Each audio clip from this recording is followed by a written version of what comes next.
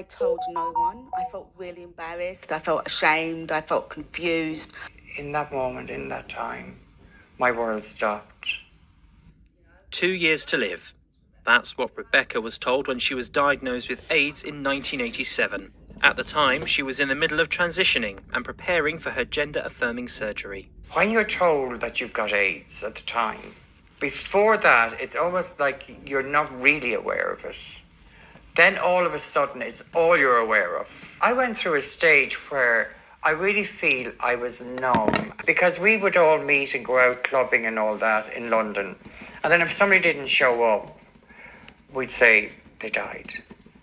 And I got to a stage where I was so blasé.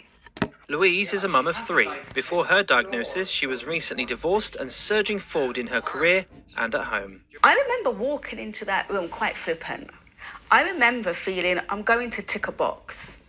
And I went into that room and she said, "You have HIV," and my whole world just started to spin. I remember going home and I was looking at my will.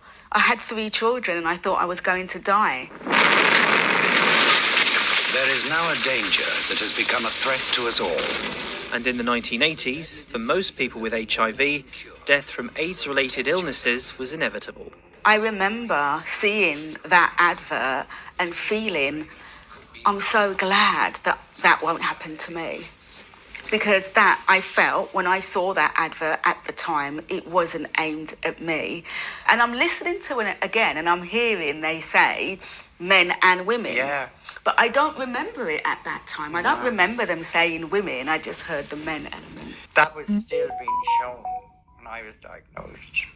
There's absolutely no words to explain how that affects somebody with the virus. Over the years, it's adverts and campaigns that have swayed people's attitudes around HIV. But for some, stigma remains.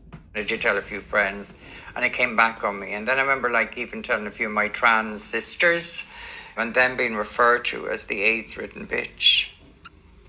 That's hard. For me, it was a double whammy, because the stigma around being a trans woman and living with HIV. I remember going to a friend's birthday party and she had some kids with her and I was holding one of them in my arms and I remember thinking, if she knew I had HIV, how would she feel? Maybe she wouldn't want me to hold her child. That is self-stigma, which is so much worse. However, the message is changing. Both Rebecca and Louise are now empowered by their HIV, speaking out and helping others in their own personal battles with the condition. If there was something you could say to your younger self on the day you were diagnosed, knowing all of what you know now and the lives you've lived, what would you say?